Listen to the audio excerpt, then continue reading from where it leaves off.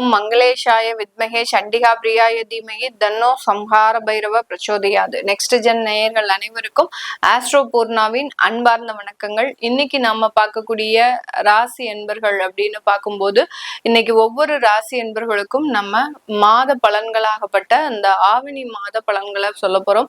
இந்த ஆவணி மாதத்துல இருக்கக்கூடிய கோச்சார கிரகங்களின் நிலவரங்கள் அப்படின்னு பார்க்கும்போது இந்த மாத பலன்கள், அதுவும் தமிழ் மாதம் நம்ம குறிக்கும் போது அந்த சூரியனுடைய நகர்வை பொறுத்துதான் இந்த மாத பலன்களாகப்பட்ட அந்த தமிழ் மாதம் நம்ம குறிக்கிறோம்.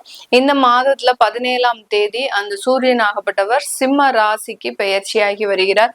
இந்த சிம்ம ராசிக்கு பெயர்ச்சியாக கூடிய அந்த சூரியனின் தன்மைகள் ஒவ்வொரு ராசி என்பவர்களுக்கும் என்ன மாதிரியான ஒரு பலன்களை கொடுக்க போகுது. அடுத்து பாத்தீங்கன்னா மிதுன ராசியில செவ்வாய் பகவான் இருக்கிறார். அடுத்து கடக ராசியில குரு உச்சம் பெற்று இருக்கிறார். அடுத்து கன்னி ராசியில சுக்கிரன் நீச்சமாக இருக்கக்கூடிய ஒரு தன்மைகள், இது என்னென்ன மாதிரியான ஒரு மாற்றத்தை கொடுக்க போகுது. இதுல முக்கியமாக நம்ம சொல்லக்கூடிய அந்த சனி பகவான் பாத்தீங்கன்னா வக்ரத்தன்மையோட இருக்கிறார். அப்போ இந்த மாதம் ஒவ்வொரு ராசி என்பவர்களுக்கும் என்ன மாற்றத்தை கொடுக்க போகுது, எந்த இடத்துல நீங்க கவனமாக இருக்கணும், எதன் மூலமாக உங்களுக்கு சில பிரச்சனைகள் தீரப்போகுது அப்படின்றத இந்த பதிவுல தெளிவா பார்க்கலாம். இந்த சேனலை முதல் முறையா பாக்குறீங்க அப்படின்னா சப்ஸ்கிரைப் பண்ணிக்கோங்க, பெல் பட்டன்ல ஆல் ஆப்ஷன் சூஸ் பண்ணிக்கோங்க. மீன ராசி என்பர்கள் காலபுருஷனுக்கு 12ஆம் இடம் அப்படின்ற அந்த மறைவு ஸ்தானத்துல இருக்கக்கூடிய ராசி என்பர்கள் இந்த மீன ராசி என்பர்கள். இந்த மீன ராசி என்பர்கள் தான் பாத்தீங்கன்னா நிறைய மறைவான விஷயங்களை செய்யக்கூடிய ஒரு நபர்கள். அதாவது வீட்டுக்கு தெரியாம சில உறவுகள், வீட்டுக்கு தெரியாம பணம் சம்பந்தப்பட்ட பரிவர்த்தனைகள், அடுத்து பாத்தீங்கன்னா லேடிஸா இருக்கிறாங்க அப்படின்னா வீட்டுல யாருக்குமே தெரியாம சில இடத்துல எல்லாம் பணத்தெல்லாம் வச்சிருப்பாங்க. அந்த மாதிரியான மறைவான சில விஷயங்கள் அப்படின்றது நிறைய பேருக்கு இருக்கும். இதுல கெட்ட பழக்கங்கள் அப்படின்றது பெரிய அளவுக்கு இருக்காது. ஒரு மறைமுகமான உறவுகள் இருக்கு அப்படின்னா அவங்களுக்கு வேற விதமா ஹெல்ப் பண்ணிட்டு தான் இருப்பாங்களே ஒழிய அந்த உறவுகள்ல பெரிய அளவுக்கு பிரச்சனைகள் இல்லாத ஒரு அமைப்பு வாய்ந்த ஒரு நபர்கள் தான் இந்த மீன ராசி என்பர்கள். எல்லாருக்கும் ஒரு கொடுத்த கை அப்படின்லாம் சொல்லலாம். ஏன்னா இவர்களுக்கு கை எல்லாருக்குமே உதவிகள் செஞ்சு செஞ்சு பழக்கம்னால அந்த உதவிகளை செய்யாம இருக்கிறது இவங்களால முடியவே முடியாது. அந்த அளவுக்கு இந்த மீனராசி என்பர்கள் உதவிக்காக பிறந்தவர்கள் அப்படின்னே சொல்லலாம். எப்படி மேஷராசி என்பர்கள் ஆழ பிறந்தவர்கள்னு சொல்றோமோ அதே மாதிரி மீனராசி என்பர்கள் உதவிக்காக பிறந்தவர்கள்னே சொல்லலாம். நிறைய பேருக்கு ரொம்ப இலவசமான முறையில சில கன்சல்டேஷன் எல்லாம் கொடுப்பாங்க இந்த மீனராசி என்பர்கள். எப்படி அப்படின்னு பாத்தீங்கன்னா இந்த டாக்டர்ஸ் எல்லாம் ரொம்ப எளிமையான முறையில, அதாவது மிகவும் குறைந்த கன்சல்டேஷன்ல ஃபீஸ் வாங்கக்கூடிய நபர்கள்லாம் இந்த மீனராசி என்பர்கள் தான் இருப்பாங்க. இந்த 1 ரூபாய் டாக்டர், 10 ரூபாய் டாக்டர், இவர்கள் எல்லாருமே பாத்தீங்கன்னா மீன ராசியாக தான் இருப்பாங்க. அந்த அளவுக்கு இந்த மீன ராசி என்பர்களுக்கு தான் இந்த ஹெல்பிங் டெண்டன்சி அப்படின்றது அதிகப்படியாக இருக்கும். இந்த ராசி என்பர்களுக்கு இந்த மாதம் அப்படின்னு சொல்லும் போது இந்த மாதத்துல ஒரு மிகப்பெரிய ஒரு டர்னிங் பாயிண்ட்னே சொல்லலாம். ஜென்ம சனி ஒரு பக்கம் இருந்தாலும் அந்த சனி வக்ரத்தன்மையோடு இருக்கிறதுனால இந்த மாதம் உங்களுக்கு ஒரு திருப்பு முனையான ஒரு மாதம் அப்படின்னு சொல்லலாம். நிறைய பேருக்கு வேலை இழப்புகள் இருந்தாலும் வேற ஒரு வாய்ப்புகள் சேரக்கூடிய ஒரு நேரம். வேலையில வாய்ப்புகளோ இல்ல தொழில் ரீதியான வாய்ப்புகளோ இல்ல ஒரு நீங்களே ஓனா எடுத்து சில செய்யக்கூடிய, அதாவது ஃப்ரீலான்சரா சில விஷயங்களை செய்யறதுக்கு உண்டான ஒரு அமைப்போ இந்த மீன ராசி என்பவர்களுக்கு முழுமையாக கிடைக்கக்கூடிய ஒரு நேரமாக இருக்கும். வயதானவர்கள் பாத்தீங்கன்னா ரொம்ப உடம்பு முடியாம படுத்திருப்பாங்க. இந்த மாதத்துல இருந்து எந்திரிச்சு நடக்க ஆரம்பிச்சிடுவாங்க. அந்த அளவுக்கு ரொம்ப பிரிஸ்கா இருக்கக்கூடிய ஒரு நபர்கள் எல்லாம் இருக்கிறாங்க. அந்த அளவுக்கு அந்த வாழ்க்கை சேஞ்ச் அப்படின்றது முழுமையாக கிடைக்கக்கூடிய ஒரு நேரம்.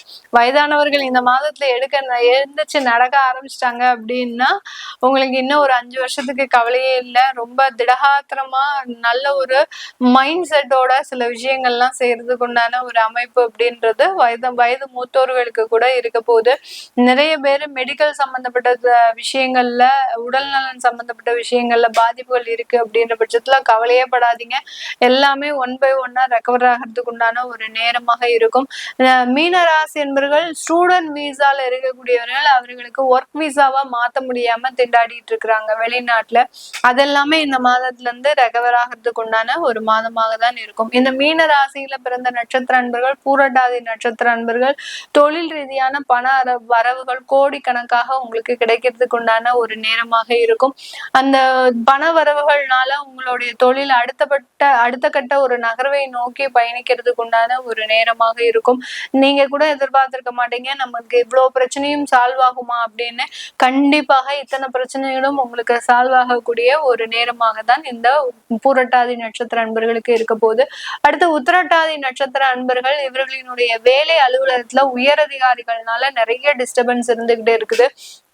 அதுலயும் பெண்கள் ரொம்ப பாதிக்கப்பட்டு இருக்கிறாங்க. ஆண்கள் பாத்தீங்கன்னா அவர்களை மட்டம் தட்டி பேசிக்கிட்டே இருப்பாங்க அந்த உயர் அதிகாரிகள். இதனால ரொம்ப சென்சிட்டிவா உணர்ச்சி வசப்படுறதுக்கு எல்லாம் வாய்ப்புகள் கடந்த காலத்துல இருந்தது. அந்த உயர் அதிகாரிகள்னால இருக்கக்கூடிய தொந்தரவுகள் முழுமையா விலகிடும்.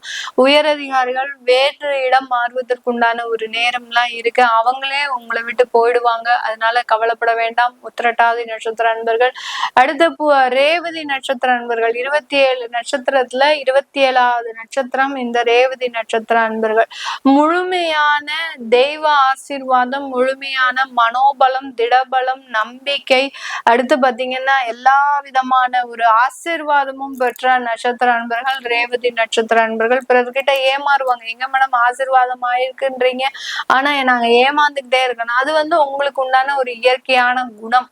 அதாவது எல்லாருக்குமே இந்த மீனராசி என்பர்கள் நான் முதலே சொன்னேன், எல்லாருக்குமே கொடுத்து ஹெல்பிங் டெண்டன்சி இருக்க கொஞ்சம் ஏமாறுறது இருக்கத்தான் செய்யும். அதனால உங்களுக்கு எந்த விதமான ஒரு பாதிப்பும் வராது. உங்களுடைய குழந்தைகள் சீரும் சிறப்புமாக செழுமையான ஒரு வாழ்க்கையோடு வாழ்வதற்குண்டான ஒரு அமைப்பை இந்த ரேவதி நட்சத்திர அன்பர்கள் பெற போறாங்க. இந்த மாதத்துல உங்களுக்கு மிகப்பெரிய ஒரு பொருளாதார வளர்ச்சி, கடன் தொந்தரவுகள்ல இருந்து வெளியில வரக்கூடிய ஒரு நேரம், புதிதாக சொத்துக்கள் வாங்கக்கூடிய ஒரு நேரம், குழந்தைகள் ரீதியான சில பிரச்சனைகள்ல இருந்து வெளியில வரக்கூடிய ஒரு நேரமாக தான் இந்த மீனராசி என்பர்களுக்கு இருக்க போகுது. இந்த மீனராசி என்பர்களுக்கு காதல் சம்பந்தப்பட்ட விஷயங்கள்லாம் இந்த மாதம் சக்சஸ்ஃபுல்லா வரணும். அதாவது திருமணமாக மாறுவதற்குண்டான ஒரு நேரம். குழந்தை பாக்கியம்லாம் இல்லைன்றவங்களுக்கு அந்த மருத்துவ ஆலோசனையின் மூலம் குழந்தை பாக்கியம் கிடைக்கிறதுக்கு முன்னான முழு அமைப்புகளும் இந்த மீனராசி என்பர்களுக்கு இருக்க போகுது.